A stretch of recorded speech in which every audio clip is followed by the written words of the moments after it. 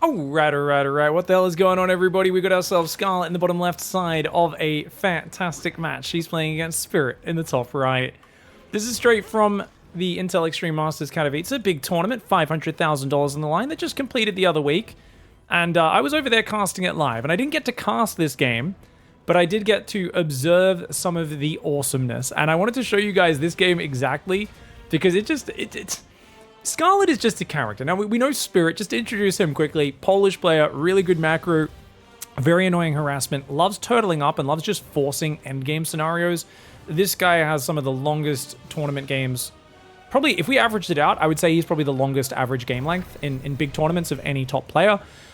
He's the schedule ruiner. Sometimes we refer to him as, because we're like, oh, we're going to have a short day today. And then he'll get in a series and just play 3 50-minute games in a row. And a series that, you know, normally we schedule about an hour for a best of 3, takes 2.5 hours sometimes with him. And you're like, my God, Spirit, what are you doing, mate? So he's a very big macro player, very high level player who tends to make it through to the groups and gets very close often to making it out of those groups into the final bracket. Scarlett needs no introduction. But what I do want to introduce is her attitude recently. And that is towards the Hydralisk. She literally has had streams over the last 6 months to a year where she's just like, Hydra's worst unit in the game, building only Hydralisks to show how bad they are. Hydras are trash. She goes through these periods where she's like, oh my God, you know, why do we have this terrible unit? What's going on? I'm going to try and play with it and see what happens. And she's kind of like, I hate it. This unit's bad. And I'm like, why are you using it so much? But it went from kind of a meme on her stream and her just complaining about it and be like, oh, Hydras, why are they so fragile and bad? To her recently showing some of the silliest Hydralisk builds I have ever seen. But she plays them in tournaments for big money and actually has sometimes amazing success with them. To be fair, some players have dismantled it. But you got to realize, especially for her as someone who, I believe admittedly has not been practicing as much while she's working on other RTS games like Zero Space, she's just, you know, with limited practice, still at a very high level. And she's found a way to play a Hydralisk build in this matchup that kind of not only defies my expectations of what should be good, but it also goes against everything she's ever said about the Hydralisk. Now, that Ling Run buy was great. She got 2 SCVs. That was a good start. I do like that move. And she's now just spreading creep. Now, this looks super standard, right? She went for the quick third base. She started Ling Speed. She's just put back on gas now, just about 20 seconds ago. And she's just kind of macroing on up, getting ready for that game. 3 queens building at a time. So she's going to go to 8 to 9 queens, lots and lots of drones, and she's really just going to push that economy forwards. I think for me, I kind of have this mental image in my head while we've got a tiny bit of downtime in her build order. And Spirit, of course, just playing very standard 3cc Cloak Banshee. Like, imagine if you were like a Harry Potter wizard and you do that Expecto Patronum spell. But your Patronus is something you hate. Like, you're really afraid of dogs because a dog bit you when you're a kid. You do Expecto Patronum and there's like a really, really aggressive Rottweiler that pops out. You know, you're just like, this doesn't seem like it should be your spirit animal. I don't know, man. Like, seems like it shouldn't be. Much like Scarlett with the Hydralisk. She has maligned it so much. But check this build out. Looks stock standard. We're about to see the deviation in a moment. So, here we go. 430 lair. Now that's standard. Normally you'd go Baneling Nest second gas. She's not going to do that. She's just going to keep droning. She's going to 8 queens. That's her final queen, her 8th queen. And we're going to see as these bases get full of workers. Notice she's going to hit 16 workers here with these last drones popping out. And then she's going to re-rally each base to its own mineral line. Notice that one's re-rallied. This one's re-rallied. And this one's re-rallied. Why? Rule of 1 gas, baby. That's right, everybody. Rule of 1 gas. She is just going to say, well, now that my bases are getting full of workers, as they overflow, I'm going to start taking all 6 gases at once, right? We've only been mining 1 gas up to this point.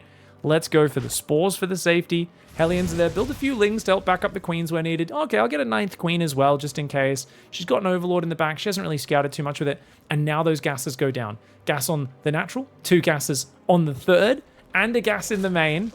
I do expect her to take a 6th gas as well because she is going pure Hydralisk off this Ling Queen opening. Now, don't get me wrong, it's not going to be pure Hydralisk for the entire game, but look at that, 5 minutes 30, double Evo Chamber, Hydraden go down, and no Baneling Nest, no Roach Warren. Now, I might be wondering, what if they held that pusher?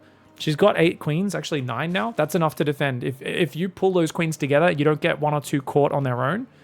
Plus the Lings try to kind of flank in with either a surround or cut off the reinforced. You can defend Hellbat timings with that. Only the most dedicated Hellbat timing that catches are out of position a little would be able to break through. A 1-1 upgrade starting at 6 minutes. Hydra Den is now finished. And of course, those upgrades are essential. Groove Spines, the first cheaper and quicker upgrade, is the one she'll go for to start. Bit of a problem for her as the Banshees come in the main. Only one Queen in position. She does need to pull these drones away. A little slow to react. Banshees take out 4 drones, but she pulls back after that. I like the way he rotates. No creep spread here, though. Notice she spread this forwards from the high ground rather than connecting her bases fully. Makes it a bit hard for her to position. And, oh, he's going to go after the Queen. Banshees have crazy damage, and he did misfire once on an egg. But that's okay. He gets a Queen and 5 drones. Scarlett, she's got the upgrade almost finished for Groove Spines. And notice how she has already fully saturated her 4th base. So she took that 6th gas I talked about. She then immediately builds 17 workers for her 4th. And then, only off 80 workers, does she build her first Hydralisks here at the 6.5 minute to 7 minute mark. So just past 7 minutes, her first Hydras are popping. I mean, this is a crazy greedy build. Obviously, she might need to build some more defense. And this works best. We are seeing the most extreme version because she knows she's playing Mr. Defensive, builds a bunker at his 3rd, builds 2 Banshees, builds 8 Hellion Spirit. But we are seeing the most extreme version because... hell, if she scouts, then you're not going to be aggressive. She's going to take advantage. Muscular Augments is on the way right now. We've got 1-1 coming in. And Mass Hydra is bad. Why is Mass Hydra bad? They're very expensive, 100 minerals, 50 gas, for basically a slightly souped up Marine that costs 3 times as much as a Marine. But they're not worth the stats of 3 Marines by any means. But they are massable like all Zerg units are. Problem is they're also a bit awkward. They kind of get stuck behind each other. They've got not the smallest collision size, so it's hard to get a big concave setup. That being said, she has an insane number of Hydras already. 1-1 is finishing just in time for this push. And this is an anti-timing for Spirit. He quickly pulls off creep. Muscular Augments is not quite done for Scarlett, so she's not ready to fight just yet. Look at that, even transfused one of the Hydras, so she hasn't lost a single one yet. Just a few Lings, a Queen, and a few drones going down to the Banshees in the early game. Her creep is also ridiculously out of control.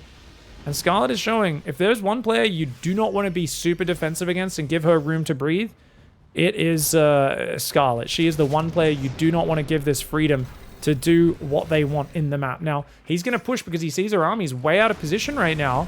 She's going to have to cancel that 5th base. Uh-oh. Scarlett. Cancel, cancel, cancel, cancel. Oh my god, it's going to go down. Okay, no cancel goes down. Hatchery gets killed in the bottom right. Ling Hydra in the top left. She's like, whatever, I've got 4 bases established. The rich gas base is more important. Big Fungal comes down! And who needs Banelings when you've got Fungal, baby? Oh, the double Fungal and the Marines pops them. The tanks are getting jumped on. Muscular Augments, 1-1 Hydras, absolutely shredding. She lost 2 Hydras there for 12 Marines, 3 tanks, and 7 Hellbats. That's what I would refer to as a good trade, ladies and gentlemen. Well, this one, not such a good trade. These Lings derping in. And she's got a pack of Hydras over there. I mean, that was a trail of sadness, that was. Spawning pool in the main base, gonna get sniped. That's normally a good maneuver, but since she's massing Hydras anyway, I don't even know if she cares. Now, oh my god, both medevacs fly back into the Hydras as well! Normally, there's such limited anti-air, and Widow Mines are such a problem. But keep in mind, even though Spirit played tanks first, his drops can't dance around as much. There's so much more danger, because the Hydras are actually mobile anti-air. The Banshees, if they get caught by Overseer Hydra or even a Fungal and Hydras, they're not nearly as useful on the map. So it's this position where normally Zergs are so used to like, oh, I can't contest the Banshees on the map. They can kind of always stop me. I can't deal with Widow Mines very easily. They're very frustrating. Hydras just A-move them. As long as you have an Overseer in your army to spot them, maybe you put it on Oversight. Oh my god, she could catch a drop there. Oh, she didn't focus fire the medevac, so he does get some of those Marines out. She's crushing him back right now. There are tanks up on the defense, which are very good for holding angles. She's going to move in from this left side. Now the hard thing with Hydras is they get stuck behind each other. Looks like she's going to go for a giant attack. She's got some Fungals, but it's going to be hard to cast those from behind. Great defensive positioning for Spirit, but one of his tanks is up front. He's only got 1 tank firing right now. The bunker Marines trying to fight. Another siege tank goes down. He's only got this 1 tank on the right and a new tank just sieged up. But despite that, you see how terrible Hydras are at attacking. Whenever she gets a concave, she comes in from 2 or 3 sides on creep. Hydras look like one of the best units in the game. And when they attack off creep in a mass, they look like absolute arse. Now, what I love, though, is she's not wasting money on Banelings that just get stuck behind your Hydras. She's going Infestors, which is such a great synergy, especially with the new Infestor that spawns with 75 energy.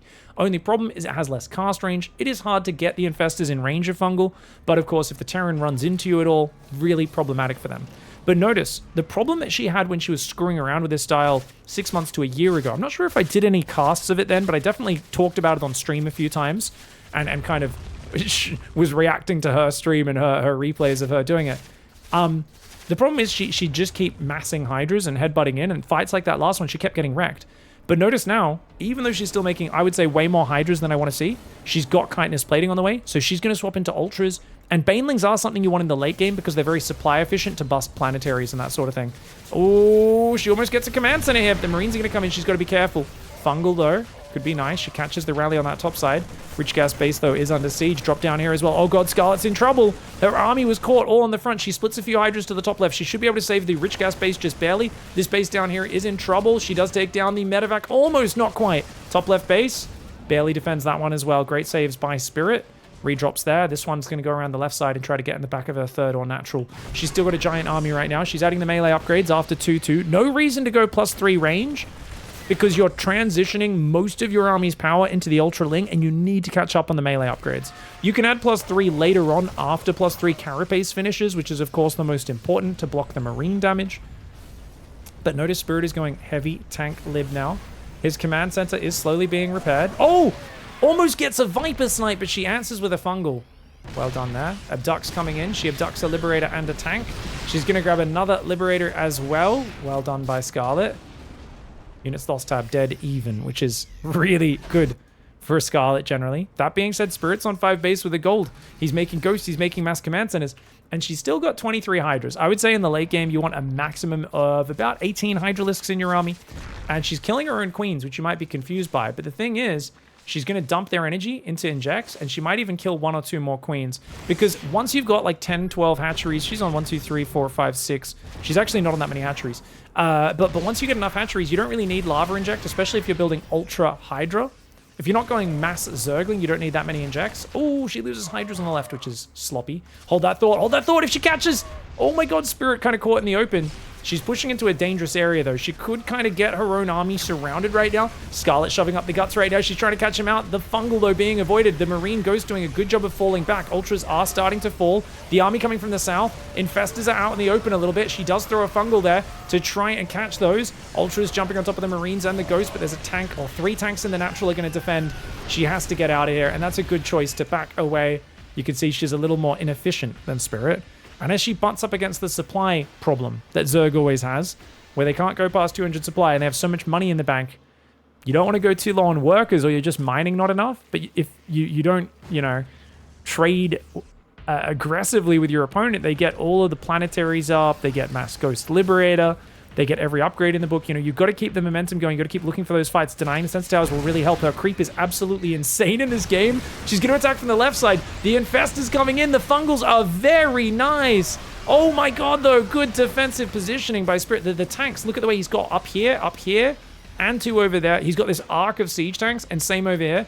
Very hard for her to engage, and I think she wisely makes the correct decision. She's going to go Great Aspire here. So you'll notice it's a Mass Hydra opening. It's not, oh, I'm playing Mass Hydra all game. As much as it's a very weird, almost trolley looking opening, it does have a lot of logic behind it when you realize that she's using it as a way to smash all the early mid-game pressure that Terran uses to keep Zerg on the back foot, stop them from being always attacking from the left, attacking from the right, dropping in all the bases. She says, no, I'm sick of dealing with that. I'm going to shut you down with Hydras. Get the map covered in creep, shut down Widowmine openings as well, which is a big problem. Dealing with the top Terrans, Widowmine openings is... You guys think Widowmines are stressful in your league? Wait till you play against Clem's Widowmines. Oh my God, it is disgustingly hard to play against. So this is a good way of shutting that down and kind of preemptively countering it. She's now going to go Broodlords to counter the tanks. But notice he stopped building tanks. He stopped at 11. Fusion Cores on the way, Mass Command Center on the way. Couple tanks get taken out by the Lings on the right. Nicely done. And 10 Broodlords are morphing. Now, what does she remax with? She's got 2 Vipers. She's got 2 Infestors, so she's got a good Spellcaster force. She's going to lose the Rich Gas base in the top left. We've got Liberators coming around on all sides. Okay, drop as well. Oh, this is really nice by Spirit. Oh, he's going to slate the gold. Look at this move. Look at this move. This is, oh, some BDE right now from Spirit right now. Some BDE. Just learned that abbreviation. Thanks, kids. I sometimes cast like I'm that mum out of Mean Girls. I'm a cool caster. I'm a 12-year-old who uses internet language as well. Anyways, Broodlord's going after the siege tanks. We've got the drop over there. The Broodlord timing's still very rough. Those tanks going down. Oh, no Overseer with the Broodlords, though. She's pulled the trigger a bit quickly with this. That being said, he doesn't have cloaking on the Ghost, so she doesn't need the Overseer. Well, that's kind of lucky for her. The Ghost didn't have that much energy. How many Broodlords went down? 2 Broodlords. She gets a bunch of siege tanks, but she lost this hatchery. She lost this hatchery. This hatchery got denied by Libs. The Libs still being a D-bag. She also lost the hatchery in the top left. She just lost a lot of her income in a very short period of time. He is being a massive nuisance. And now he's got time to build Thor Viking to deal with her Broodlords. It feels like this multi-prong that he did just countered what would have been a game-winning position. Because if she was able to focus her whole army attention and spellcasters on breaking the gold, he's back on 4 bases. His money's drying up. Instead, he kills a lot of her economy. And he spots the Broodlords and has a lot of time to prepare now. Here we go, though. She's going to move north. Remember, Broodlords are more mobile than they used to be. Snipes and Orbital does Scarlett. Well done. She's kicking butt right now. Burrowed Zergling on the right side. We've got units getting picked off by the Broodlords in the center of the map as well. Liberator over there in the bottom hanging out. Zerglings doing what they can. Broodlords going after the SCVs. Oh, the siege tank is exposed in the mineral line. Oh, Snipe's going to go down. A Broodlord gets popped. Okay, Broodlord gets popped there. But losing mining on this base, he needs to get the Vikings down here to deal with those Broodlords. It's hard to get Thors down here. A Thor that was rallying gets caught out. Oh my god, remember, he's only got 1 factory on attack lab. He can only build Thors 1 at a time. Ling Bane clears that 3rd mineral line. At the same time, the gold base is getting kind of harassed by those Broodlords. 5 Broodlords have gone down. A lot of things happening at once right now.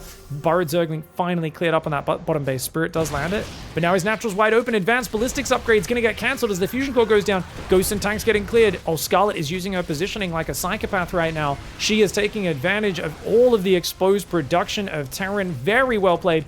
And whenever he moves up, prepares, she pulls back. She's not giving him any easy fights. Still 5 Broodlords, 5 Infestors, 1 Viper on the map. She's looking to catch his army with Fungal whenever he rotates into the open ground. Her creep is in his face. She is oppressive right now. This creep spread is all over him, not giving him room to breathe. She needs to Fungal those Vikings to keep them off. Great Parasitic Bomb, Viking, Fungal combo. Oh no, he clumps up! He clumps up!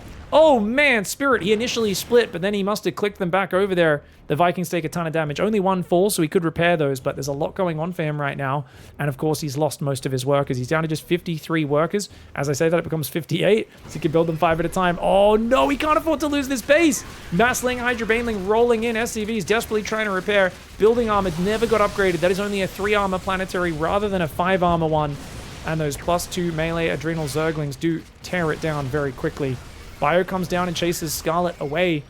But Spirit needs to focus just on this base. He cannot defend the top left and the bottom right at the same time. He's going to counterattack. Broodlord Infestor coming down. He should be able to deny this base if he commits to it, but he doesn't want to commit to it. Doesn't want to get caught on that bridge. That bridge is a really bad spot to get caught out, so fair enough. Massive army for Spirit right now. Scarlett's bank is mostly gone. I don't see a lot of anti-air to deal with the Broods, though. That's the one problem. So unless he can out-micro her Spellcaster Broodlord combo with his Ghosts, which, I've read a lot of people in Twitch chat and Reddit, YouTube comments say Ghosts beat everything. And I don't know if those guys have played against a Zerg who knows how to use Spellcasters before. Because when they know how to use their Infestors, they don't just clump them up and run them into EMP. It's very difficult. It's difficult on both sides, admittedly. But it's not something that's ever as binary as I think the comment section will often make you think it is. 20 SCVs going down in the planetary. Nice move there for Scarlett. She's picking off more and more SCVs with these Lings. She's still just kind of patiently waiting for her opportunity. She's wearing him down and she's very methodical. A Burrowed Zergling once again over there. No detection for that. Her army running in and out. These 2 Lings trying to kill random refineries that admittedly don't matter.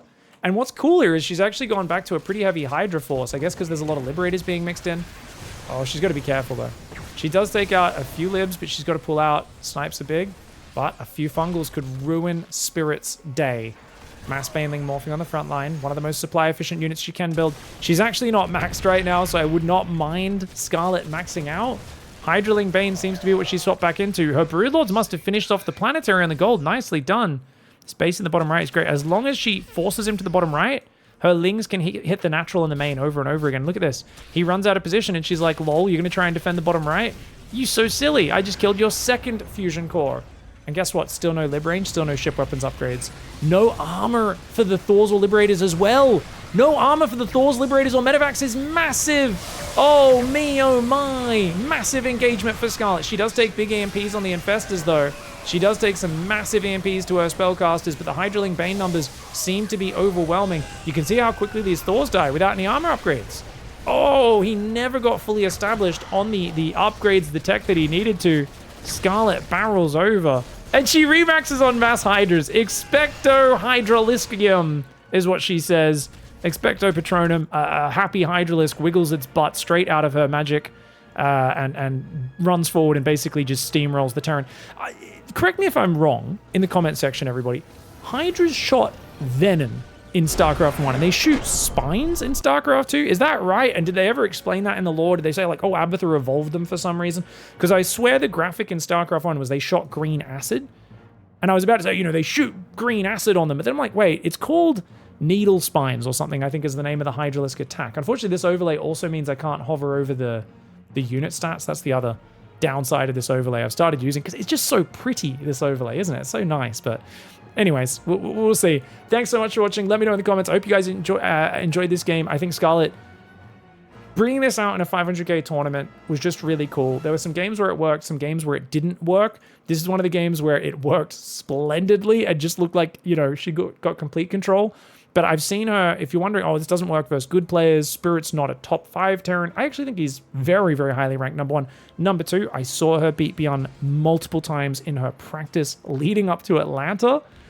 When they were over there in Canada playing in the team house for a bit of a boot camp. So this build actually has quite a bit of potential. I wonder if Beyond figured it out after playing against it many times, but Mass Hydralisk opening, surprisingly powerful against these 3 Command Center Terran builds. Hope you guys enjoyed it. Thanks for watching. See you next time. GG. Bye-bye.